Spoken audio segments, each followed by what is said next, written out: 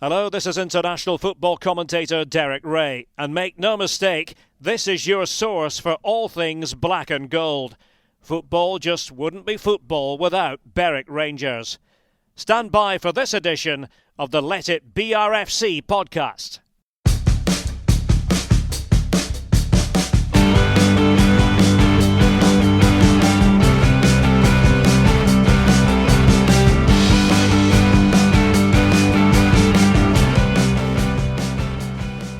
Welcome to the Let It BRFC podcast. I'm Adam Hunter and I'm joined once again by Kevin Haynes. Hello Kevin, how are you? I'm good, Adam. I was hoping you were going to change the opening question because I keep getting stitched up with answering it. So I will change it. I will, yeah. So first question then. Club's been busy this week. Signed us 5 new players. So we've got Lyle Smith, Dougie Horn, Joe Purvis, Kieran Somerville and Craig Reid. Do you want to talk to us a bit about them? The first two that were announced, Kieran Somerville and Craig Reid, last week, weren't they? Mm-hmm. Or earlier this week. Both good players, obviously. Both have worked with Yano at Livingston, so Yano knows both of them well. I've known Kieran Somerville for a long time for playing football. He's obviously for the same area as me. Really good player. I tried to sign him at Bo'ness when I was there. Good, can play lots of positions, can play full back area, can play higher up the park. I've seen him as centre forward as well, so it'll be a good addition. Craig Reid is a defender who has worked with Yano at Livingston, he's worked with Marcel at Trinent, and he's also worked with Darren Smith at Newton Grange. So he's worked with everybody, so he'll be quite familiar on how we all work, and I think he'll fit in pretty well. The other 3 lads that were announced last night, obviously Jordan Purvis is Daniel's twin brother. Hopefully he's got a bit more banter than Daniel. He's another one, he's a good player, he's like Daniel, loads of energy. Really good player, but he plays a bit more deeper and defensive, so if he's half as ripped as Daniel, then there'll be some women down in Berwick with their, I'll not say it, I was going to say with that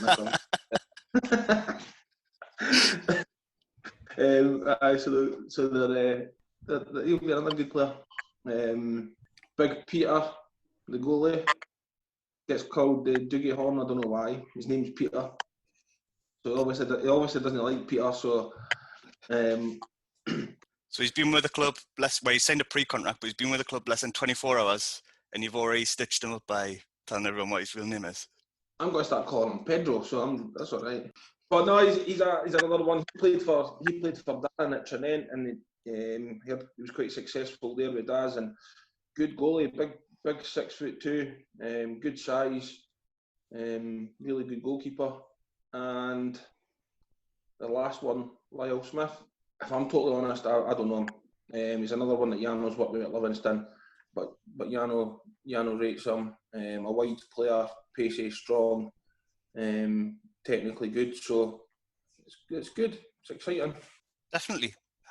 How important do you think it's been to get done early, the deals? Personally, I would prefer to do it early.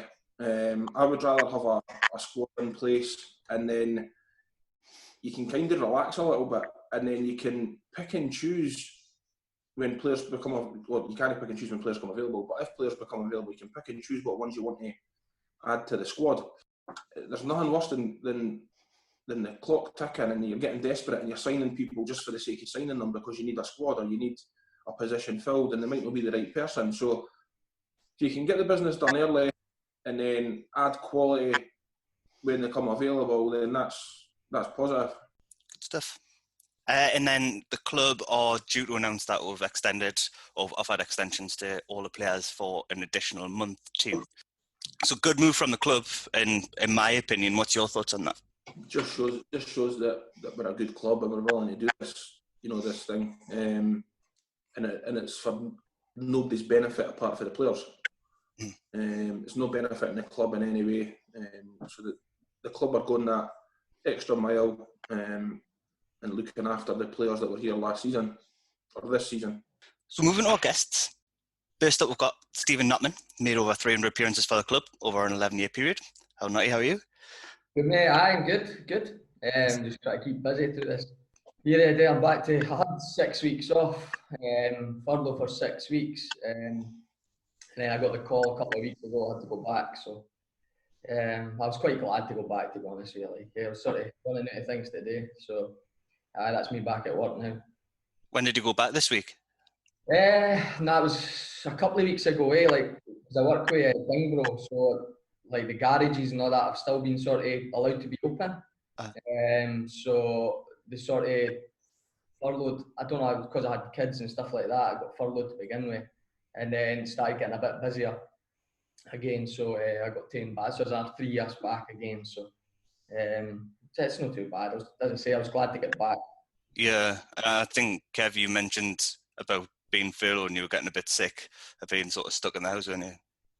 Aye, it's for the first initial couple of weeks. It seems all right, and we're all kicking toilet rolls about the house, and it's a good laugh, and it's just murder now. It's just too long, and you just need normality back. That's it, mate. I mean, don't get me wrong. The weather was decent, so I was at the back with the laddie with the fit boys. He's ruined my grass right enough, like. We'll have to put Astro down now, like, so I've got phone in order that today, I think. So it's just like two patches where he's been kicking it and where he's been in the goals, like, so it's absolutely ruined the grass, like. But so apart from that, not too much, as everybody else is probably the same.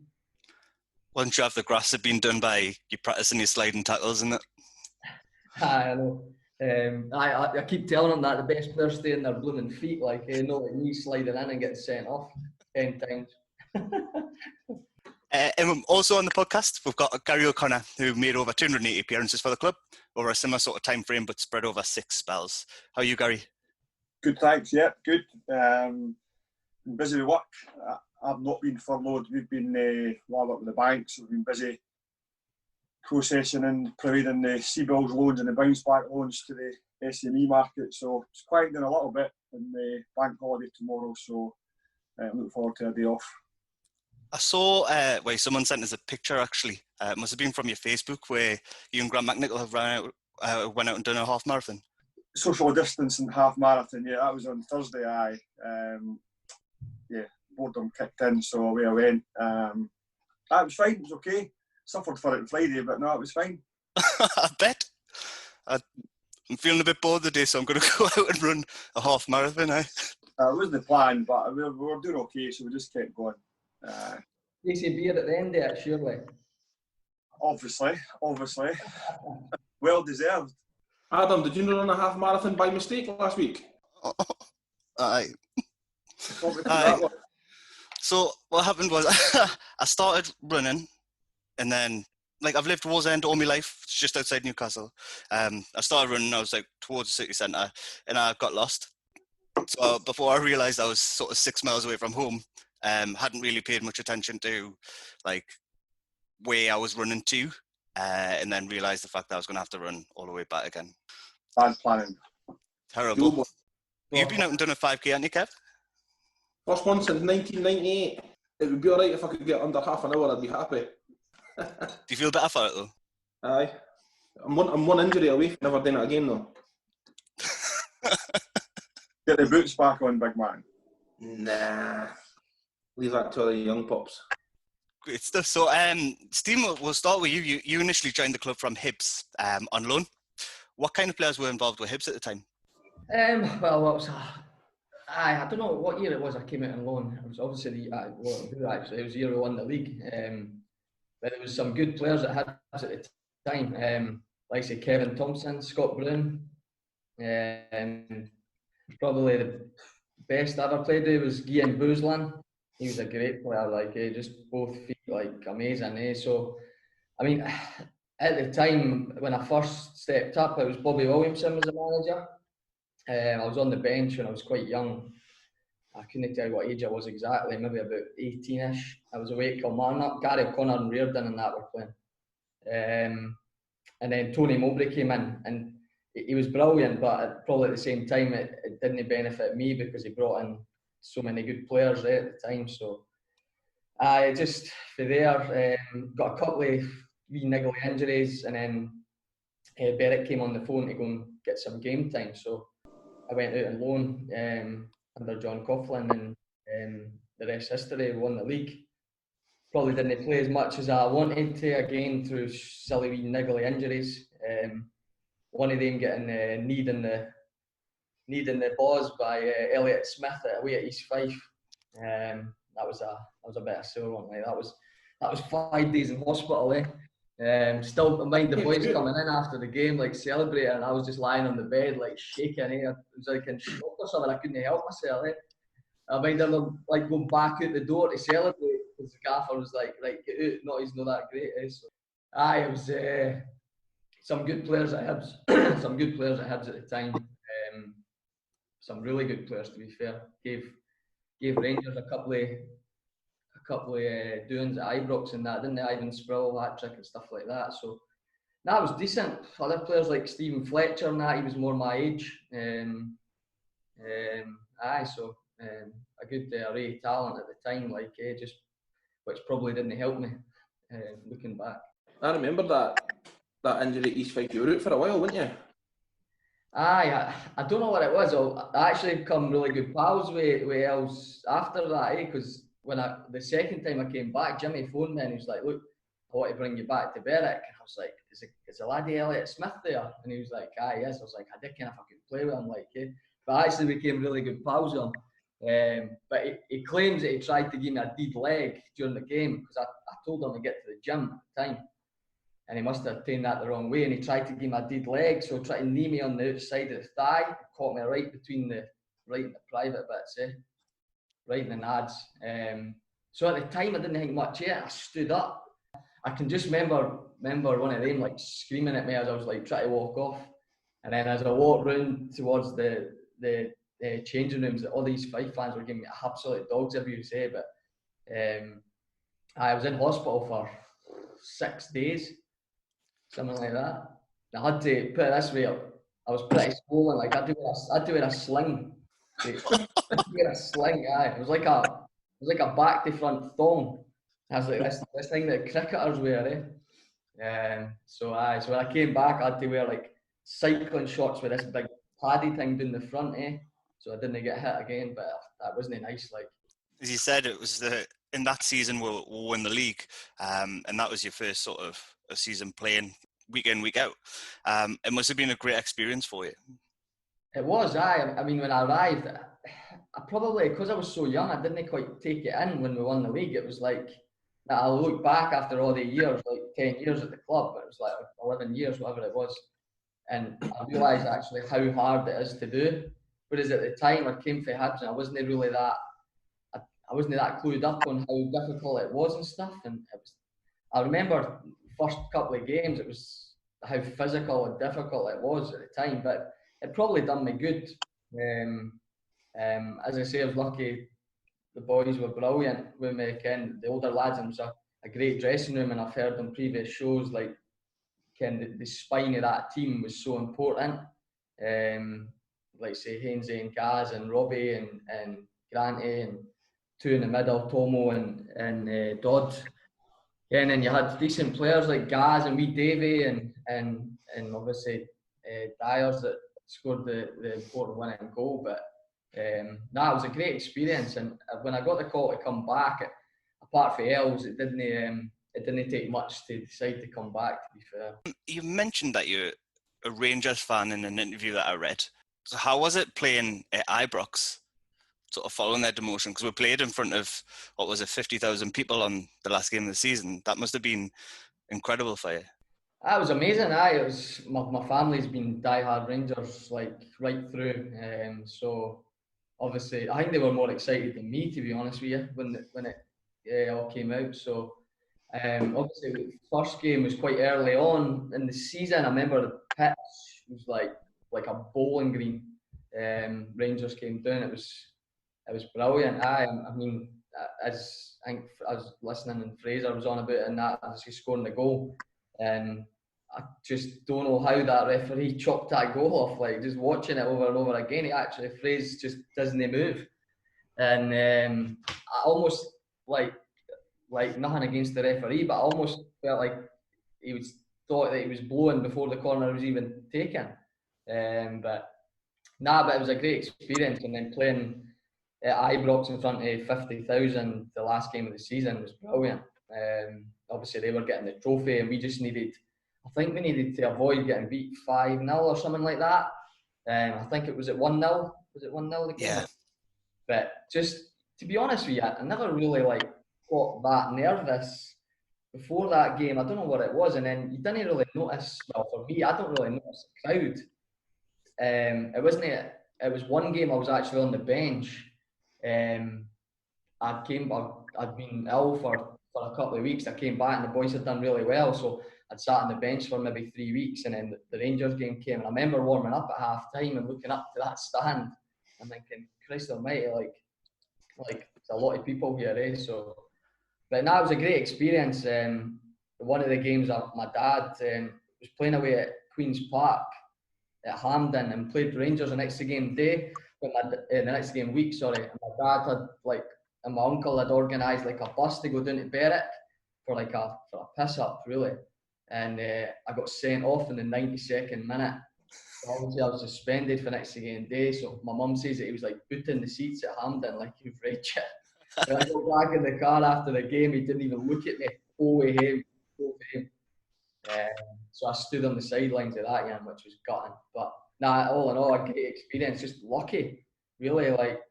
Played Rangers 5 times, Celtic, Hibs twice, and then with the boys there, played Falkirk in the Scottish as well, which was a great game to be involved in there. So they were the olden days when I think it was Arbroath, was it Woodsy scored for the halfway line in the cup, am I right in saying? Yeah. And then after the game up the stairs, I was like, this is brilliant, a few pints after the game and watching the draw.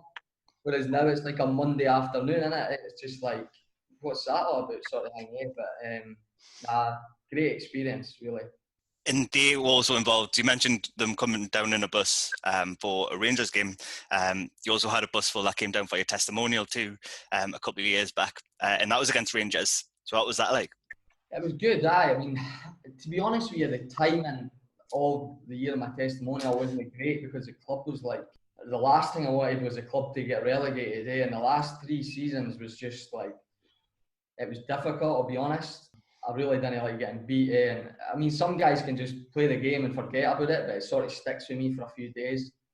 At the time, as I say, it wasn't great and it was difficult because I didn't really want all the focus being on me. I wanted the club to be safe. And obviously, it probably would have been great to have it. I think, Gaz, you had yours, was it sort of pre-season? Saturday afternoon. And I did phone Gaz at the time and get some advice and stuff. But because there was so much uncertainty, I didn't want having a testimonial if the club had just been relegated or involved in playoffs or anything like that, eh? So I ended up having it in November, I think, of that year. And obviously the weather was getting a bit chilly and all that. But I knew a couple of guys locally for Rangers, so they sorted me out. Brian, Dennis and Callum done an absolute amazing job. I can't honestly thank them enough for everything they did at the time. But in the end, it was as I say, I didn't like the focus being on me. I'd rather just play away in the background sort of thing and or the fuss and stuff. But in the end, it was brilliant having the dinner and having the game in front of my boyhood team. But it was great, and they ended up bringing down quite a strong team. I don't know if there was a few games sort of cancelled and that, so they did bring a decent side, but it was good. It was good. At the time as well, I actually played because I was actually injured. I taken a knee in the hip at Annan, knee in the ribs, and I don't know if anybody's played with that, but it's no nice. I was on Cocodamol and everything. I managed to play maybe 55 minutes in and I had to say to Robbie, get me off. But I didn't want to be injured at my own testimonial, I wouldn't have sort of lived that down. It's not a thing that you hear a lot in away testimonials. Players tend to not stick about as long now, so it's great that both of you have been through that, and and got that testimonial, because I don't think there'll be many testimonials, moving forward. It was great. I had some great memories. Of probably Gaz the same over the 10 years. Like, as I say, winning the league early doors was something that I probably didn't quite appreciate at the time. And now I look back, like I look at the photos and that, and I think I wish I had sort of taken it in a wee bit more. But over the 10 years or 11 years, however much it was some ups, there was some downs, there was some great games. Gaz probably the same. Yeah, definitely. Yeah, great times.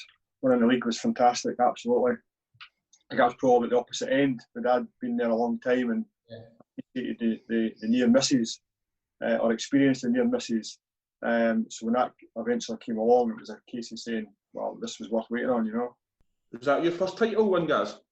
Yep, absolutely. Aye.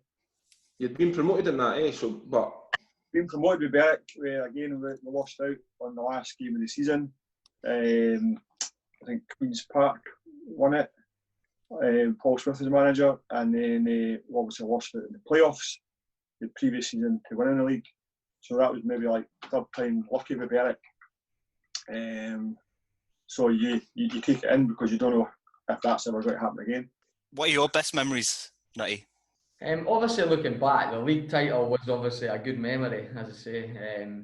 Probably like the big games in terms of playing Rangers and Celtic in the Scottish Cup and stuff like that. Getting to the quarters, although we had, well, it wasn't a favourable draw, but we never hit any of the big boys right through. Getting to the quarters was obviously quite financially beneficial for the club. And then I'm not sure who was the captain at the time, but they must have been injured. So I was captain in the quarter-final at Easter Road. We got beat, was it 4-0 in the end, but it was a really good experience, especially playing the quarter-final, just something you never really think you'll do, especially playing in League Two. But probably that. Also, one of probably not the fondest memories, but Edinburgh City at home when we got the club safe. Although the season wasn't great, we struggled for the 2 or 3 seasons badly, but like that relief after that game, I think it was we scored in 90 odd minute to win 3-2. Obviously 2-2 was enough, but being 2-0 up and then conceding 2, got the game just like I got to like 50 minutes and my legs just went like I don't know what it was. It was just like I was trying to get the gaffer to get me off because I couldn't move, and he was like, "I'm not taking you off." I was like, "You need to get me off," and he just kept ignoring me, But we got to the relief of that sticks in the mind. Like that goal, I remember just like falling to the ground, thank God for that, But that is one that sticks in the head. But probably the best memories, as you say, is winning the league and playing such big teams, like 6 or 7 games against big sides, which was brilliant. Yeah, and especially given your history with Hibs, it was probably great to go back there as well, and captain the team. Yeah, definitely. I mean, it was a bit. I still I knew a few of the players and that at the time, and some of the backroom staff and stuff like that. But I'll be honest, when I was at Hibs and that, it was decent, but I never probably had the confidence to go on and break through that side. I knew in the back of my mind I had the ability at the time, but it was always a confidence issue with me, just in my head, to break through. But there's, as I mentioned before, there was so many good players there at the time. But that's just the way it went, And as I say, I didn't regret anything. Just my career panned out as it did, and I had 10 or 11 great years at Berwick, some ups, some downs, but that's life, I suppose. After your initial loan, Notty, did you go back and play for Hibs? I did, mate. I went. We actually had Berwick in a pre-season game. I came down and played just pre-season, just I think we beat us 3-0 to be fair. I scored or not. Nah. But I did actually. I think what happened. I think it was right at the corner. Were you not playing, guys? I don't know. Was that goals? I was maybe flocks at the time, I think, I'm not sure. But definitely, I never quite got back to where the manager changed. Mowbray went to West Brom, and John Collins came in, sort of thing, and I never really felt like I got a chance at the time. But hey, it's all about opinions, a game at the end of the day. So I left there, and the loan did do me good, like it did. But as I say, I came away from there, played. I went to the Vale for a while, Vale Leithen, and ended up going to Australia for a wee while and travelling with my pals. And then obviously I got the call for Jimmy Crease to come back in the end. It's just the way it sort of pans out. It was really beneficial, the loan spell, like. You had a few loans as well, guys, didn't you? Well, it was before the loans were official at the time when I was at Hearts, so I had to be released, signed for Berwick officially, although I still trained with Hearts on a day-to-day basis. So that was before loans were sort of, as I say, official at the times. But it was absolutely brilliant. You couldn't buy them, a young boy getting experience to go and play first team football. And I know you're up against men. You're 17, but you're up against hairy ass men, and it did set a path for your career. It was brilliant. For yourself, Notty, when you talk about the 3 years previous to you leaving, and were struggling at the wrong side of the table, was that the reason behind you leaving? No, it wasn't the reason. The early stages when I was at Berwick, we always seemed to be floating about the playoffs. Like, we always really start really well and be up like top of the league a few times, like to come maybe October. And then it was always like, I don't know what happened, like whether the pitch always struggled with a bit of drainage back then. The pitch always got like really heavy, and we probably didn't have the right type of players to sort of deal with it. Like, we couldn't like mix it. Like, the team who won the league, like big strong boys could mix it, could hold it up top and that, like Haynes and that. And just for me, we never had the right type of player for the whole season. It was all right when the pitch was like as it is now, like a bowling green and stuff. When it got heavy, you needed to maybe mix it. We didn't have the right type of player. But the 3 seasons towards the end were difficult mentally as well as physically. It was like training and then going into games, like just knowing that it's going to be really tough every week, like, yeah. And it was draining as well. It was difficult, like in terms of like working, going through training. I had 2 kids at the time. Around about then, I got 2 kids. My missus started her own business, so it was really difficult. And I was coming home, and obviously being down there, you're getting beat most weeks, eh? And she was like, "What is the matter with you?" And I was just like, "I just take it home, eh?" It wasn't nice. It really wasn't nice. A couple of the seasons we had like daylight between us, and then it was like the team at the bottom started picking up. Like that season with Cowden Beath, they just started winning games from nowhere and started coming. And I think we maybe as a team got a bit nervous, but it wasn't the reason overall for me leaving. I think everything right through up to upstairs, everything just started sort of like breaking up, and it was draining, to be honest. You never knew what was happening. I felt sorry for a couple of the managers at the time who were working sort of under that, and that's not a dig at anybody really, but the place just became unrecognisable. It wasn't like, it was difficult to work under. It was like kit wasn't arriving until like 3rd, 4th game of the season and stuff like that. It was just wee things like that, like preparation, and that became sort of annoying. To be honest with you, when I always say that 7 years, if I make it to 10 or 9, then that's me sort of thing. It was the family sort of came into play by then. I don't know what you found when Ainsley, did you play when you had kids and stuff, or were you? I stopped a couple of years after my youngest was born. But like you say, it's family life, it's work life, it's football life. It's difficult trying to juggle it all. It is difficult, but if I was to do it again, then I think you just got to play football as long as you can. I maybe stopped a wee bit earlier, but my body was in bits. I couldn't, on a Sunday, I couldn't come down the stairs. I had to come down the stairs sideways.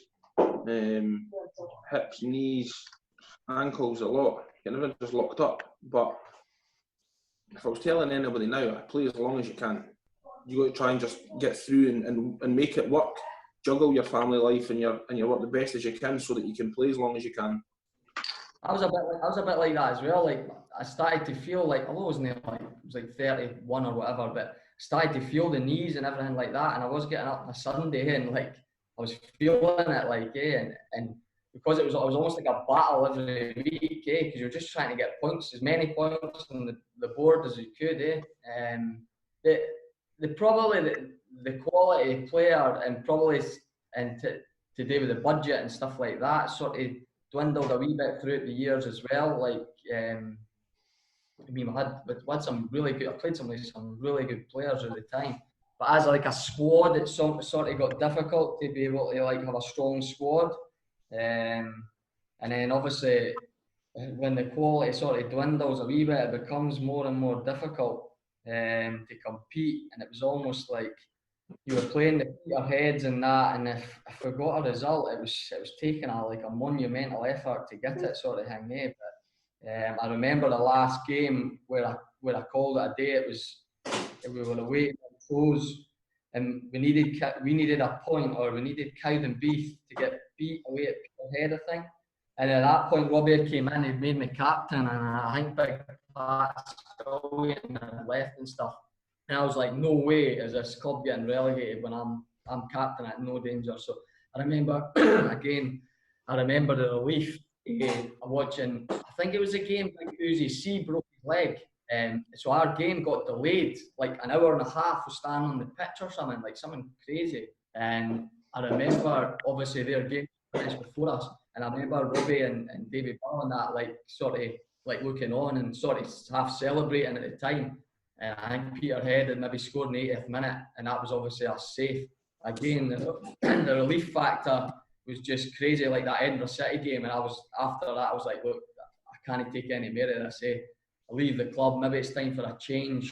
Let somebody else come in, a fresh face. And I didn't play for about 6-7 months after that. I didn't have any intention of going anywhere else. It was just that was enough for me, just probably mentally and physically, and for my family as well. It was it's not easy when you're doing there. I don't know if any of you boys have scrapped relegation before, but it's not nice. Like, how did Robbie take it when you spoke to him about leaving? I don't know. I think he was quite surprised. It was a Tuesday night, doing it. We played after we were safe. I sort of spoke with the family for a couple of weeks. Spoke to my dad, my old man, and I made a decision. Sort of made it already, but I spoke to him on a Tuesday night down at Stenihouse down at Berwick in Steny, and I went in before the game. I must have walked past his office about 15 times back and forward. I think everybody was like, "What's Notman doing? Like, what's he doing?" And I remember walking back forward, and I was like, I need to just do this. So I knocked on his office. Like, "What, all right?" And I was like, "Look, Gaffer," I was like, "I think that's me finished. I think I'll have to call it a day now." I was like, "It's been 10 to 11 years, whatever." I was like, "It's club safe. I think it's maybe time for a fresh face," sort of thing. And he was like, I think he was more surprised, tried to talk me around over the next sort of 3 weeks, and there was no way I was changing my mind. Like, he had sort of made it. But it was a difficult decision, but I feel like for myself and my family, it was one I had to make. And your last game, I think, was away at Clyde, wasn't it? So away at Clyde, I got sent off. Number 10, I think it was 10 sending off, if I'm correct. Like, I wasn't really that, well, I was prone to an old challenge, like, but I wasn't that dirty. It was just like silly fouls. Like, just, my dad must have been mental at me after games, about like for 6 or 7 of them, like, just stupid. But that one was a sending off, but I think it was somebody trying to lay it back. I think it was Aaron Morell trying to lay it back and sort of laid it to the wrong side of me, and I tried to hook it back and I probably got him around the knee. That was a straight red, like, definitely. I think it had already been booked as well. So you had. And a straight red, So that was my excuse when teams were on the phone trying to, like, asking if I was interested to sign. I was like, look, I'm already suspended for 4 games, You're not wanting me. You're not getting till November, So.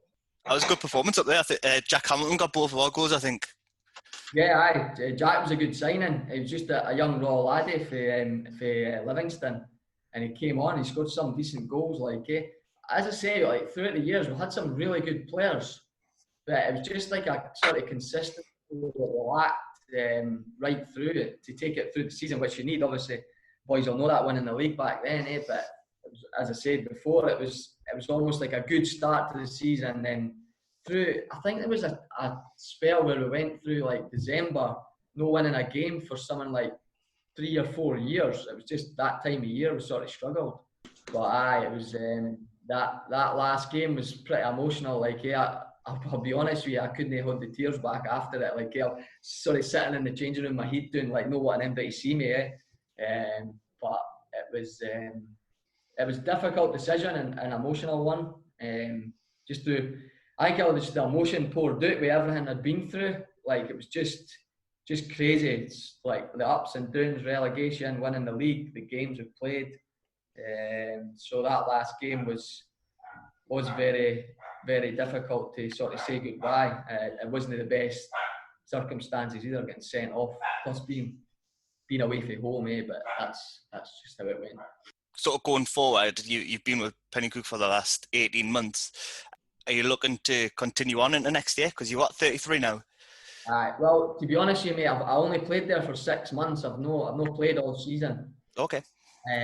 My mate, as I said before, initially, if I'm being honest, when I stopped, I had a chance to go at a few teams and stuff, but it just didn't feel right. And I struggled because my missus is a wedding hairdresser, so she's away working on a Saturday and that. So it was like I was just all of a sudden going for training twice a week and playing on a Saturday and etc. to then being landed with 2 kids. And she also decided she wanted a dog as well. So she buggered off to work on a Saturday, and I was left with 2 young kids, like 2 and 4 maybe, and this new puppy. And I remember I was like, I need to get out of the house. I was walking down the park, and I was just like, I was walking about. Both kids were screaming, greeting. I know what I'd be doing here. And the puppy was like running about daft. And I was just like, what have I done? I can't believe it. I was ready to crack. But so I got to just after Christmas, and I said to the wife, I was like, I need to go back and play somewhere, just to sort of to let some steam off almost. So I obviously wasn't that fit when I was playing for 6-7 months. And one of my best mates plays with Pennycook, and he's like, no, I just come back in, just play. So I ended up going back there, played for 6 months. It was good. We got to the playoffs, playing against Robbie in the playoffs actually. With Bonnie, they beat us 2-1. Lee Curry scored a header. I think it was me that actually lost them, to be fair.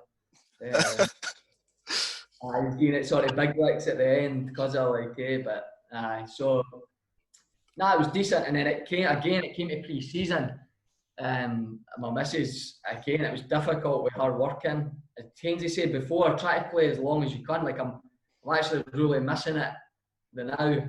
It's probably when it gets to the winter and that, I start thinking, sitting there with a cup of tea and looking out the window and it's snowing and I'm thinking, thank God I'm not training tonight, sort of thing. But again, it got to the end of pre-season and I had to make a decision again, and it was based mainly on the kids. And it was handing the kids out to my mum and dad and that constantly. So it was I can't do this anymore at the moment anyway.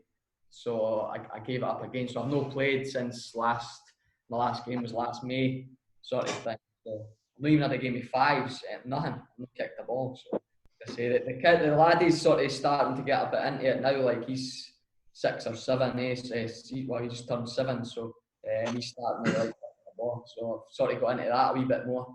So sort of moaning at him just like my dad did to me. And we're moving in to talk to Gary O'Connor about his career with Berwick Rangers just after this message from club ambassador Derek Ray. How would you like to be in with a chance of winning £1,000 every month? If that sounds appealing to you, because it sure does to me, you need to join Berwick Rangers Supporters Club's monthly draw. For just £5 per month, you'll go into a draw with hundreds of other Dream Team supporters to win the monthly jackpot. In addition to the £1,000 prize, the Supporters Club will be donating £250 each month to a chosen local charity, with the rest of the profits from the draw going to the football club. For details on how to sign up, visit berwickrangers.com or message the Supporters Organisation on Facebook, Berwick Rangers Supporters Club, or on Twitter at BRFC Sup Club. Berwick Rangers Supporters Club, supporting your club and your community. And Gary, you had 6 spells with the club, playing predominantly in 3. What kept drawing you back to Shieldfield? It's always about the money, isn't it?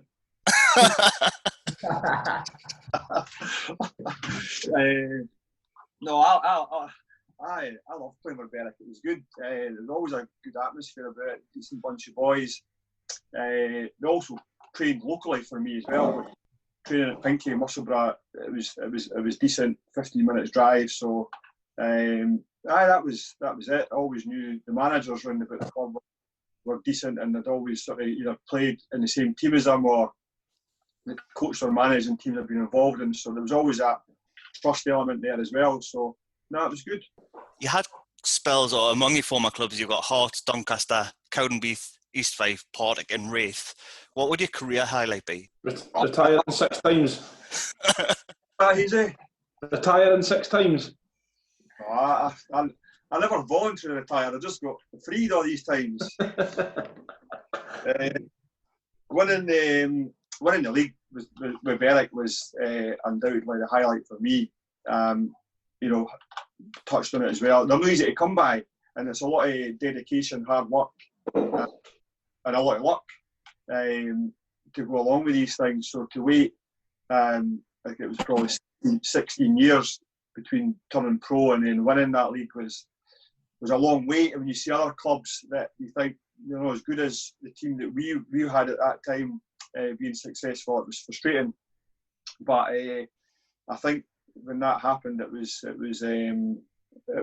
the wait, definitely. So with a great bunch of guys in the team, any successful team needs that. I think Stevie touched on it. The core of that team that John inherited, the core of it was fantastic. We had a good mix between experience, ball players, grafters, people who are going to do the dirty side of it. And I always think that a key to any successful season is the winter period. We touch on it. See, come August time, at the start of the season, the pitches are great. The sand dancers out doing the wee tricks, brilliant. See, come a Thursday night when it's pissing with rain, snowing, and they're stuck in traffic when the M8 can't get through. That's the difference. When you've got guys that can make it week in, week out, and turn it on at the weekends and a Saturday when it's these gale force winds away to our group. And that team had it all. They had a real togetherness and a will to win. So that was definitely the highlight of my career. Talked to Nutty before about playing in front of full house at Ibrox. You did that with Hearts, didn't you? I did it with Hearts. I mean, again, Nutty touched on about confidence and self-belief. I think there was maybe that doubt with me at that age as well. Maybe the self-belief wasn't fully there. I was playing with that team, the Scottish Internationalists, John Robertson, Dave McPherson, these guys, and to go in at 9-20 and play there was I ready for it? I don't know, but it's hindsight. I think when I had the 40 odd games at Berwick, when I was on loan, then you wait 2 years to play another first team game. There was that impatientness from me. I wanted to play, because when you get a taste of first team football, whatever level it's at, you want to play. You don't want to go back and sit in the reserves or the under 21s at the time. You want to play, and that was the thing that drove me all my career, was to play, not to sit on the bench or not to play in the reserves, but to play. But at Ibrox with somebody like O'Connor, you can imagine there's a few nice words coming from the stand of Govan that day. Aye. You're a Celtic fan as well, aren't you? Yeah. Did they know that I'm guessing not. No, I don't think they did, but I think maybe, as I say, with the surname, maybe gave it away. So, do you think it's different for a goalkeeper when you're young and you're just coming through? No, not really. No, I think you just need to go out there and play. I was fortunate enough that when I was young, I had fantastic managers and coaches at Hearts in terms of Sandy Clark, Frank Connor, and Joe Jordan. Frank was a massive influence on my career throughout it, and he had obviously affiliation to Berwick, which is the reason and the connection that came about with Hearts and Berwick. But these guys, whether you call them old school or no, the demand, the high standards was there throughout. Whether it be your YTS, whether you have to clean the terraces. Joe Jordan would go out and inspect it, and if you missed a paper cup or you missed a fag end, you were back out there. It was discipline, and that discipline carried you through throughout your career. Brilliant, because you maintain standards and all, like a joke and a laugh and whatever else it may be. But the real stuff for Tuesday night, Thursday night, part time, or Saturday was what it was about. It's picking your times when you have that joke and a laugh, guys, isn't it? That's a fundamental part of football. You need it. You need to have that. You can't have robots, and I think nowadays, looking at it from the outside, there's a lot of players that are micromanaged, and social media's got a massive part to play in their behaviour nowadays. I get that, but to have that togetherness and have that away from the pitch as well is fundamental. And anybody that's playing in any successful team will tell you that. I was going to say, we spoke, I don't know if you heard it with Daz, and just we were talking about the laughing at a joke and whatever, and Daz was saying when he was at Berwick, and I don't know the year, I think it was at 2000, was it, Adam, that year? I think so, yeah. Yeah. He was saying you had a bottle of Thai whiskey in the bag every single away game. He says, and boys were not allowed off the bus without taking a shot of Thai whiskey. And then if you remember as well, Naughty, the season when you were there, it was this grappa, and you used to sit up the back of the bus and force folk to take a shot of grappa. and that's the times though, guys. You're professional, you're disciplined, but you pick and choose your times when to have the banter, when to have the carry on, when to involve boys. It's knowing that when to do it. And I said that I've said that a couple of times on here. I think you were a massive part of the success that we had that year, just because of who you were and your character. And I think looking back on it, that was, I never thought anything of it. You worked hard on your Tuesday, Thursday. I can guarantee you, people listening to this podcast now, or people saying, I can't believe they've done that at that time. You would never get away with that now. But it was different. It was no in terms of wanting to win. It was different in terms of society. If you listen to Harry's Heroes or watch the programme, these guys that were talking, were no different from us in terms of the togetherness they had. And these were international players, but they had the banter, they had the laughs, they had the jokers, but obviously they were successful and they wanted to win the same as our team did. These bus trips coming back from Ross County or Peterhead or Elgin, they were fantastic. They were a big part of the team bonding. They were a massive part of team bonding. And the manager at the time knew that was fundamental to it, because there was it built a team spirit, and it kept that momentum going. And not everyone took part in it. There was boys that thought they were going to take part in it, but as Haynes had quite like said, they never had a choice. They had to just drink it before they got off the bus.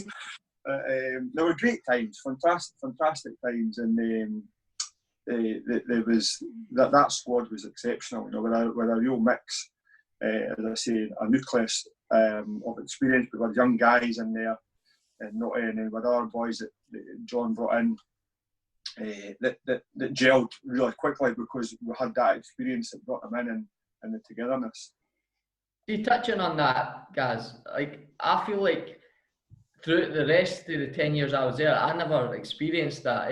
You're an experienced bunch of boys, you were together and you enjoyed a drink together and that, whereas I think through my time there was a lot of players for different areas of the country. So after the game, some of the boys wouldn't even go up the stairs or that. just disappear. So we never had got to have a drink together, as you say, like kind of team that sort of drinks together, wins together, like, and we never really experienced that in terms of like having, we've had like 1-2 nights out a year sort of thing, whereas it wasn't like a close knit group. Yeah, I think I've experienced that as well in other teams, in other dressing rooms. From us, I was looking back now, probably as Haynes said, I can't in terms of getting everyone together. Yeah. And to have it winning that league so close to the year before, I sort of knew that if we kept the momentum going, we lost a lot of players, but we also replaced them with good, fresh players coming in, and I sort of kept that together. Now that, you know, one that's not scared to speak my mind to either to players or to maybe have an opinion with the manager or the directors, but we were close, so we had to keep that momentum going, and socialising at the right time after a game on a Saturday, if there was no midweek game, was a good thing to do. Don't think for 1 minute if there was a midweek game we would be doing what we were doing, having a few beers. That wasn't the case, because we knew that we were on a good thing, and we knew we were close to getting what we certainly had been trying to achieve since you set out in football, is to be successful and to win. I still remember, sorry to butt in again, I still remember coming on loan, and I mind sitting in the old changing room, the old wooden changing room, and it was at half time or something, and Juice Player had an absolute go at each other, and I'm sitting in the corner like that, like, what's going on here? Like, I've never seen this before, But it was always like that, and then just forgotten about sort of thing. Whereas now I think a lot of the young lads like take it to heart sort of thing, whereas it's just a sort of small moment thing, But I still remember sitting in the corner and Haynes and Gaz like shouting at each other, and I'm just sitting there like, I'm not getting in the middle of this, like, no chance. Gaz was at the order that day. Never the goalie's fault, but no, it was. You touched on it. No, it was great. When the first, going back to talking about things like that, the first BRFC squad I was in was with Jimmy Crease. Jimmy Crease signed me, and Tam Hendry was the manager. Jimmy Crease and Tam Hendry, and back in 1992, I think it was, and the great squad. I was 18, I think, came in, and so it was the February time. Played a few games. Loved it, you know, getting great days and good bunch of boys, settled in really well. Alan Banks, Kevin Kane, Willie Irvin, good players, Steve Richardson. So the chairman at the time, God rest his soul, was Roy McDowell was the chairman. So he said to us, right, Jimmy Crease manager, right, pre-season training, we're going to take us up to Kinfauns Castle, which is on the way up to Perth. He stayed in this wee place just on the bottom of Kinfauns Castle. So we go up the Friday, Jimmy's taking the training, Tam Hendry, Friday, Saturday, back Sunday. I said, that's fine, right, let's go up, do the training, and on the Saturday night, he says, right, boys, you can have a few beers. Now, I'm only 18, all these experienced boys, we'll have a few beers into Perth, one thing led to another, everybody's pissed, right? So we get back into the castle, we have to be in by a certain time because the front door got locked. I said, guys, don't be late because the front door's locked, you'll not get in, that's it. Into your rooms. The rooms, the front door, each individual room never had a lock on it, right? So you just, in you go. So had a few beers, into bed, up in the morning. I'm like, up in the morning, right? Breakfast, went down. It's a stony silence, right? And I'm looking about, and next thing, Jimmy comes in late, sits down and pees, be quiet. So we have our breakfast. Roy McDowell comes in. We're all pulled into this room. Right, you bunch of bastards. I give you a wee bit leeway, and you take the piss. Somebody last night tried to get in bed with a couple who were celebrating their 50th wedding anniversary. Right? So, not any names, but the local Berwick guy, right? Right? So we got lined up, right? At 10 o'clock on the Sunday morning, we're lined up, and this old couple come in, right? And they're trying to pick out who got into bed with them. And I was like, oh my, no, your first impressions of Berwick in full time, me and Haynes, that was one of my first impressions. Absolutely magnificent. Jimmy, what happened there, boys? I said to him, Gaffer, where were you? He said, oh, we went back to Edinburgh. I never got back to 5 o'clock this morning. Absolutely brilliant, honestly. Great times. The crack in the changing room as well was brilliant. Just like I still mind the time. I think it was maybe after when I went back. It was David Greenhill. Like he used to like play tricks in his all the time. Like I was in the shower at Meadow Mill, and I came out. And I was like, I was always pretty much last at the shower. Like I came out. And I was like, no clothes, and I had a brand new pair of white Vans sitting there, but they were up on the sofa. And he had brought his drill with screws to training and drilled my brand new Vans to the bench. So I tried to take them off, they were obviously stuck here. And he had taken all my clothes as well. So I had to walk out in my towel to the front counter and ask for a screwdriver and my towel so I could get my shoes off. And I think I walked out to my car in my towel and my brand new trainers that I eventually got off the bloody bench. Like, but just wee things like that, that you remember. Sort of remember throughout the years, like some of the banter. That was a big part of it as well. Like Gaz says, you try not to have your team fully robots. You're needing characters and you're needing folk that's going to do the wee daft things like that. And that's what brings teams together, and that's what breeds a success almost there. I know. I've watched from the sides in the last few years at Berwick, and obviously I'm friendly with Robbie and Yano and speak now and again about different things, and the players have changed over the years. What I'm seeing from the outside, I mean, we would think nothing squaring up, not physically to an extent, but having a difference of opinion. I mean, if you felt Ashura came for a cross or saved the shot, then it's within your remit, your gift to give me a hard time about it. But there was nothing that carried over until the Tuesday or anything like that. It was over and done with. But you had to have that determination and will to win. If you're going to accept people no tracking back or accept people being slack arse at training, it falls onto a game situation, and it breeds complacency. So you need to have people that are in the squad that's big enough to say, right, come on, get your act together. Because it's true. It's true what you're saying there about like things no fester until the Tuesday or to the Thursday, or because I remember when you were talking there not about me and Gaz, and it was I'd got sent off and Gaz had a right go at me because we were a few games away from winning the league that year. Elgin at home. Elgin at home, aye. So Gaz had a go at me, and probably my mechanism was just to defend myself, and it was probably through guilt that I did. And then Gary and I remember sitting upstairs after that and I thinking, fuck, I've got to travel with Gaz on the way home. Because we came in the same car that day. And I had flew for Gaz. And I thought, what an idiot. But then me and Gaz are in the car 10 minutes later and everything's fine. And that's what it was. It didn't fester for days and days and days. It was dealt with. It was done. He called me an idiot and that was over. So that's another part of like Gary's character, that the leadership and that he possessed, and he could do that and get away with it. Yeah, looking at the times at Berwick, and managers that promoted sort of self-governing the dressing room. Paul Smith was brilliant at that as well. Paul Smith, built a decent, or probably 2 or 3 decent squads at Berwick.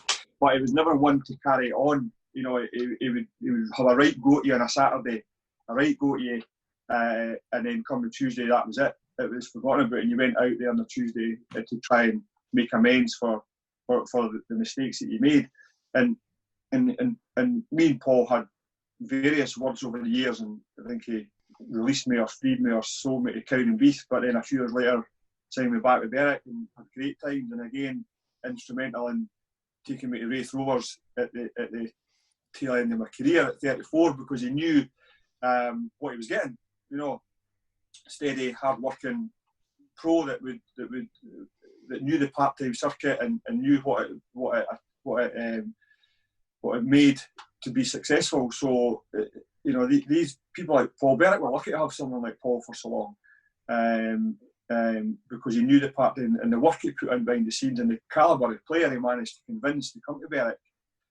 not on about calibre of player. You should just come at me when and say someone I'm a shite. You know.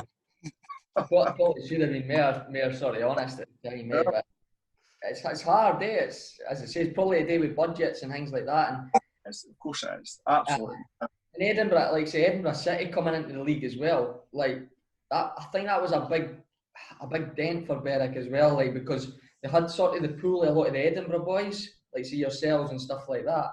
They came and sort of made it difficult, Absolutely. But see, I seen that coming. I'm pretty certain every Berwick's got seen it coming. For a wee while, you touched on it. I think Berwick lost their way a little bit, lost their way from the top down. I remember I returned once, and there was more photos of directors and about Shieldfield than there was the actual players.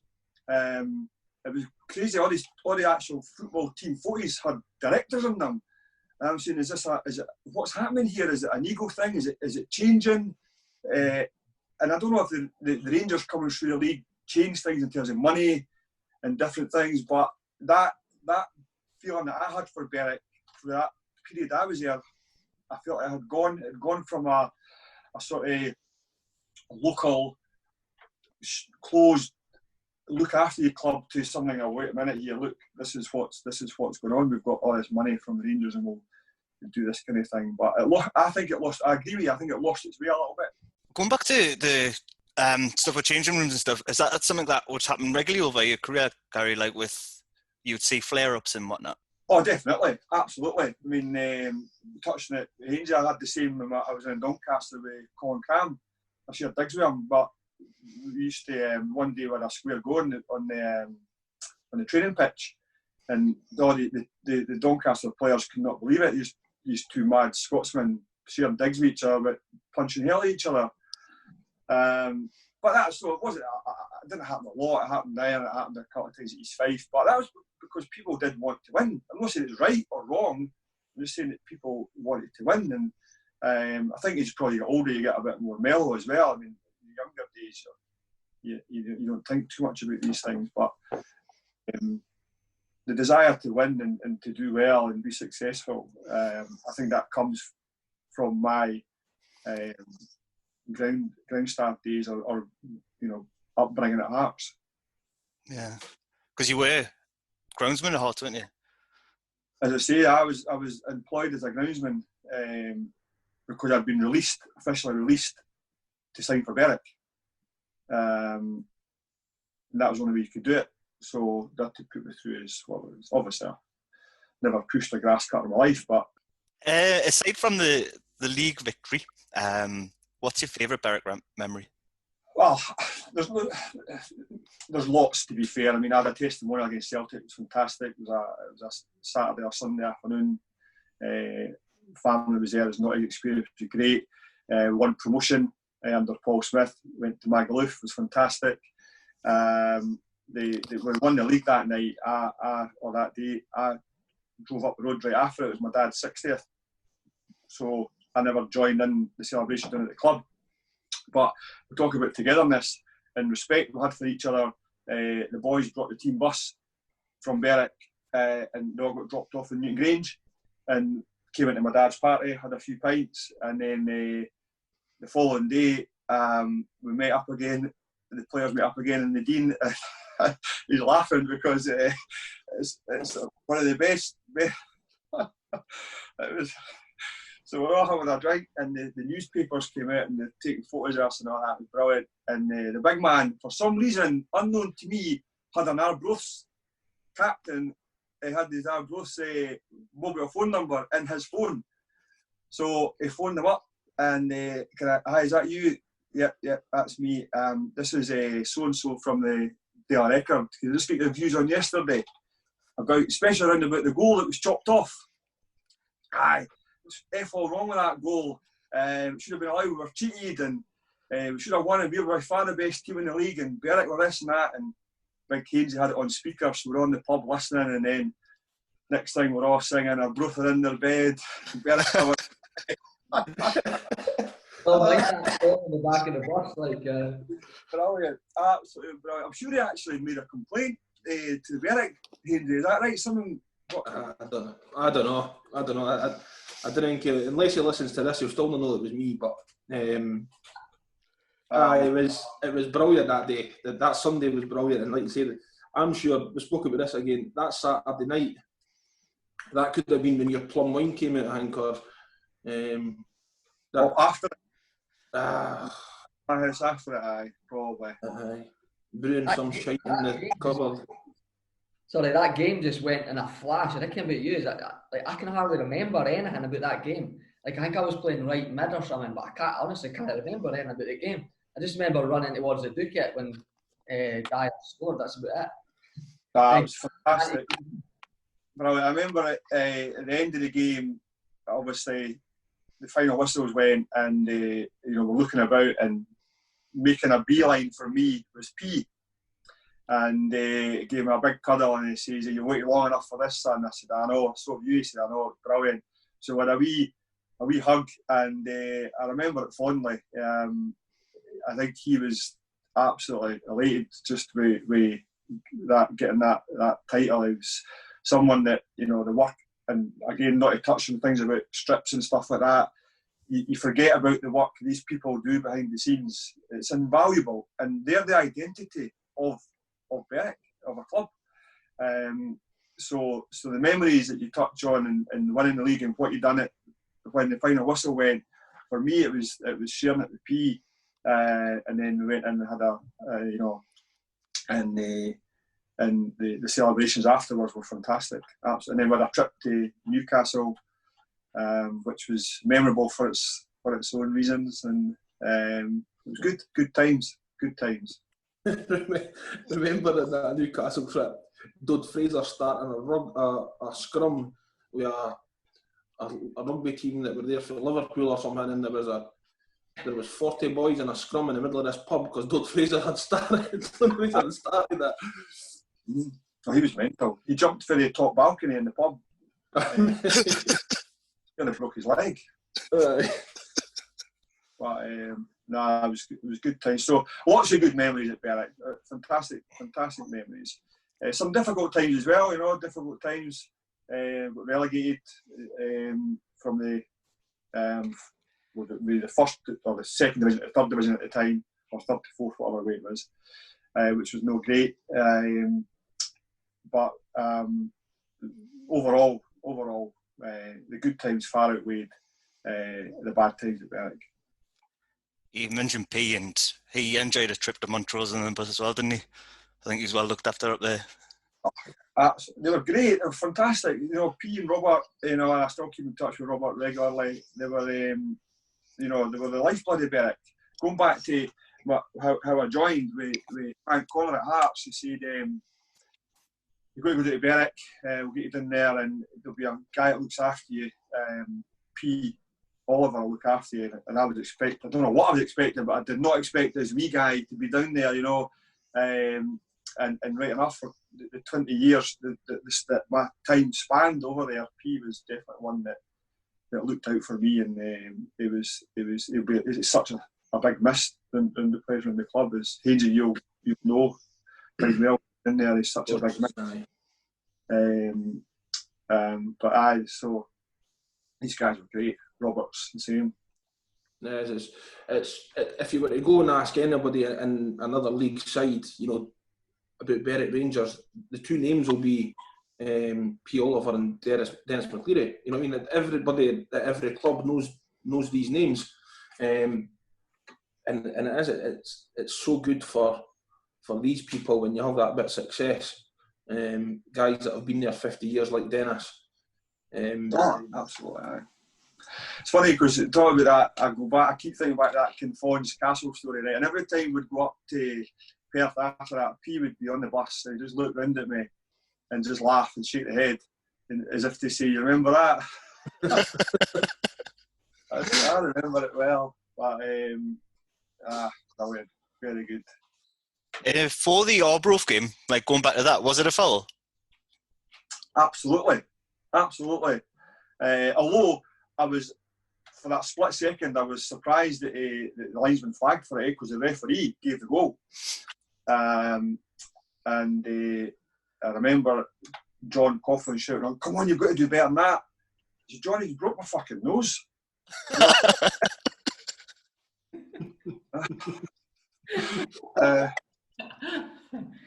So it was a free kick, definitely. But one that I was very glad to see Lisbon's flag definitely go up. So You didn't have to be that close to you to break that nose, though, do you? no, that's had a few attempts. My wife's at me. She was at me to get fit. The modern days are over now, so no need to worry about that. Like you, big man, eh? What's that? The Modern days over? Uh, I'm just trying to dye my hair like you now, guys. in that, I was going to give you some tips, but You look like you've been painting the ceiling black. a wee bit of gel on it this morning, look. A wee bit of gel on it. All right.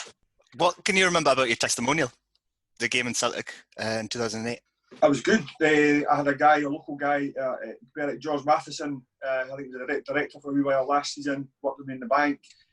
He organised it, got us a Celtic youth team down, and it was a Saturday or Sunday, but it was a lovely day. And I think Celtic had a tour in Ireland, so a lot of the fans got off, flew back into Newcastle and came to Berwick for the game. So it was, we got beat 1-0. I was actually signed for Wraith at the time. I'd left Berwick, had a wee short spell at East Stirling and then signed for Wraith. So I actually played Rangers on the Saturday at Starks Park and then played Celtic at Shieldfield in my testimonial on the Sunday. So it was a decent weekend, good crowd, and the family was down, like Notty said. It was great. I was very fortunate that the club gave me the pitch for that, the summertime, and a good wee crowd, nice day. And I think we just had a few drinks afterwards and up the road. So it was great. It was good for the club to honour that for me. Although it was over three separate periods, it still accumulated to over 10 years. So it was a good time. Yeah, it was a good day. In the past podcast, it was mentioned about your relationship with Michael Rennick. I mean, Michael was fine. I played with him at Cowdenbeath. He was a decent enough lad. Not the most charismatic person you'll ever come across in the world, but I mean, there was no history there prior to going into Berwick. But we touched on people management as a manager. We touched on Paul Smith, and I've touched on Sandy Clark and Frank Connor. These guys had a big influence in my career. And Notty and Haynes, you'll have managers that are people managers that bring the best out in you. And you know, you can be the best tactician in the world, but if you have no people skills and you're finished, you've not got a chance. So and I was a big character in the dressing room, and I think Michael couldn't handle it, and all that was it. But you remember the training, I don't know if you were there or not, so one night we trained at Meadow Mill. So it was a Thursday night, pissing rain, freezing cold, and we're all up for the training and that. So there was no banter that before training. The manager would be away setting the cones up. There was no communication, nothing. How you get on, boys? Nothing. Get out, and the assistant manager, right, I'm going to take a warm up. So we're warming up at Meadow Mill, and acres of grass, pitch black, no lights on it. Do you remember it? No, I don't know. No. So we're running, and he says, right, guys, when you get as far as you can, turn left, and I'll meet you at the other side, because you couldn't keep up with us. So we're running at the corner of the pitch, we David Neal and all that, get to the corner, turn left, and we're jogging along, no sign the assistant manager. So we're like, where the fuck is he? So we're jogging, and then we just stopped and stretched. Well, about 10 minutes later, he comes up, where the fuck have you been? Where have you been? You bastard, take the piss out of me. He says, Jock, you told us to turn left. He said, no, I told you to turn right. I was doing the right looking for you. Right for his left. So they were in charge. It just never worked out for them, eh? And again, a lot of it was down to the people skills on there. So, but Did he come in after? So did John leave at the season went up? Did John leave and he came in? Did he? So John left. Were you still there, Haynes, at the time? I was still there. I started that season in League 1 or League 2 or whatever it is. And then it was John that moved me on, and then Michael Rennick came in. Right, so John resigned, and then never resigned, and then resigned, and a little bit of limbo there, and then Michael came in, and then what? I got a great move. I went to Raith Rovers for 2 years, got to the semi-final of the Scottish Cup. So it worked out fantastically well for me. So these things happen in football, you know. But it was a strange period for Berwick. I think after that they sort of drifted about for a few years. I think Yano came in and got into the playoffs once. Is that right? Yeah, he did. Yeah. But other than that, it's been a bit. Well, we know what's happened there. So going back to what you said earlier, Notty, and about Edinburgh City coming into the league and the logistics yet. Berwick never, as a club, never altered the plan, because they should have had somebody that was just saying, right, well, we're now competing with Edinburgh City for all these players because we're in the same league. There should have been some sort of plan where they could alter it and try and make things happen, but it just seemed to bumble along, and it was that feeling that it's never ever going to happen to us. And obviously they've toiled for 3 years, like you're saying, but still nothing changed. I think after Brian Porteous left, not sure what year it was, but then things just, I think he left, and I'm not sure exactly the details, but then I think he wanted a lot of the board to stay on, because I think they had quite a strong board at the time. And then I think after he left, they all sort of dwindled, and it just sort of, I don't know, there wasn't much leadership for that upstairs after that, and then everything just sort of was like a knock-on effect. Everything just sort of like, I don't know, I wouldn't say unprofessional, but there wasn't much organisation and stuff like that. And then it gives players, and the modern day player, like an excuse almost. Oh, this isn't here. The balls aren't pumped up. This, that, the next thing sort of thing is. So I think it just, as you said, Haynes, it just sort of spiralled for there, and it was like nothing really got. They 3 seasons that were in big trouble. It never really changed that much, So, like, just as you say, there wasn't a plan in place, and Edinburgh City came in, and then it seemed to be more and more teams for that middle region came into the league, which made it more and more difficult for Berwick to sign the quality player that they maybe had in the past. I mean, that season you touched on there, Gaz, when we got into the playoffs with Yano, we had a right good side, and probably the most experienced team apart from the league winning team that I played in. And then for there, we never really signed experienced boys that were used to that league. It was like, I always thought that was a big plus, and other teams in the league were signing boys that had experience in the league, and we were maybe signing boys, whether it was with budget and whatever, but it was boys that maybe sort of no experience at that level sort of thing, and it became more and more difficult as it went on. Gary, you've been to see the team a couple of times this season, I think. How have you found visiting Shieldfield? Or I saw you at Gala as well. How did you think the team were during this season? I think the team's finding its feet. What I've noticed, and they seem to be gelling together reasonably well. I know, having followed the team from the end of last season to this season, that they had no players, and they were certain behind the curveball to start with in terms of signing players. And as Haynes touched on, now they're trying to not go down that same route, so they're learning from the mistakes, which is important. So, you know, let's get the players they want, and now leave a couple of gaps so that if they want to sign an experienced player that comes available, they've got the budget to do it. So my thoughts, that's prudent, and it's probably wise to do that. Being down at Shieldfield has been great. I was down as a guest. Craig Forsyth asked me down as a guest, and it was a fantastic day. Upstairs was full. It was a great atmosphere. I think Berwick got a victory, 3-0, 4-0, I think it was. So it was great. I've been to a couple of away games as well, which is interesting to go and visit these other places. So all in all, it's been good. I think one thing that will be fresh for the guys is not having to play the same team 4 or 5 times a season. I mean, I think there was one year I played Queen's Park 6 times, 4 in the league and 2 in cups, and it becomes boring. You know the guys you're playing against. So there's that freshness in the lower league that I think he only plays it twice, Kevin. Yeah. Yeah.